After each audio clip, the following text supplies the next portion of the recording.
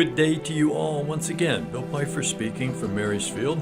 Got a couple of wonderful stories for you today and a few thoughts on marriage. We haven't done much of that, and this gives us a chance to reflect on a very important thing in our lives, in our culture. Huh?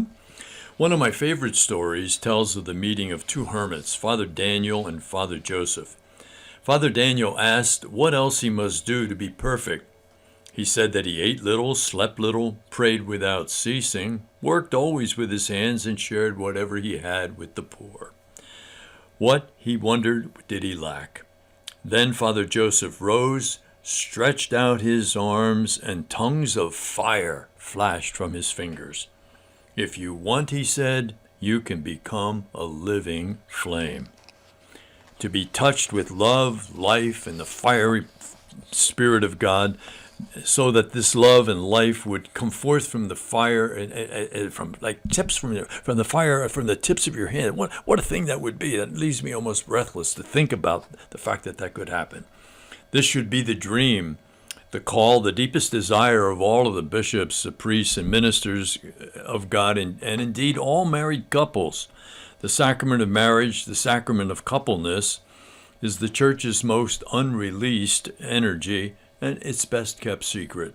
The most serious vocation crisis in the Catholic Church today is in some ways not to the celibate male priesthood, but to the sacrament of matrimony, the sacrament of ultimate passionate love.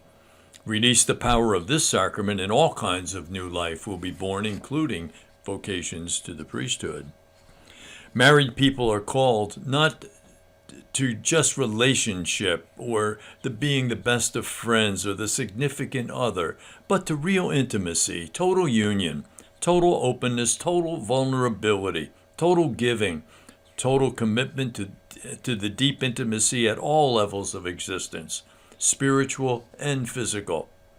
Married people are called to explode into each other, to shatter into a million pieces, and then to have the Lord pull all of those pieces together into a new creation.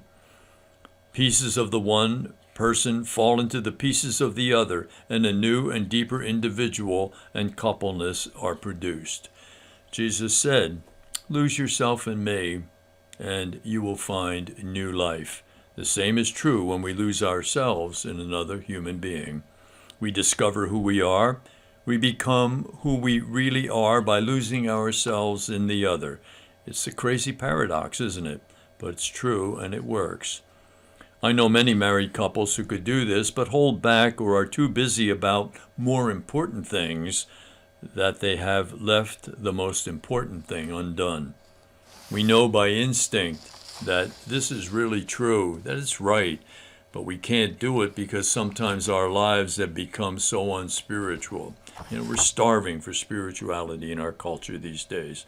The world and things have taken over our hearts, our happiness, our marriages. How can we convince married couples that they're supposed to be going about shining like the sun, just not simply going about? Another story, true story, written by the surgeon who was involved. Very touching. I stand by the bed where a young woman lies, her face post-operative, her mouth twisted and palsy clownish. A tiny twig of the facial nerve, the one to the muscles of her mouth, has been severed. She will be thus from now on. The surgeon had followed, with religious fervor, the curve of her flesh. I promise you that. Nevertheless, to remove the tumor from her cheek, I had to cut the little nerve. Her young husband is in the room. He stands on the opposite side of the bed, and together they seem to dwell in the evening lamplight, isolated from me, private. Who are they? He and this wry mouth I have made, who gaze at and touch each other so generously, greedily. Will my mouth always be like this? She asks. Yes, I say, it will be. It is because the nerve was cut. She nods and is silent, but the young man smiles. I like it, he says. It's kind of cute. All at once I know who he is. I understand, and I lower my gaze. One is not bold in an encounter with the gods. Unaware of my presence, he bends to kiss her crooked mouth, and I am so close I can see how he twists his own lips to accommodate her, to show her that their kiss still works. And I remember that in ancient Greece the gods appeared as mortals, and I hold my breath and I let the wonder in. The world is looking today seriously for married couples who are living witnesses to the joy of intimacy. Again, it's always true, happiness tomorrow ends on and depends on us doing the truth today. Good to be with you. Keep me in your thoughts and prayers. You are in mine. God bless.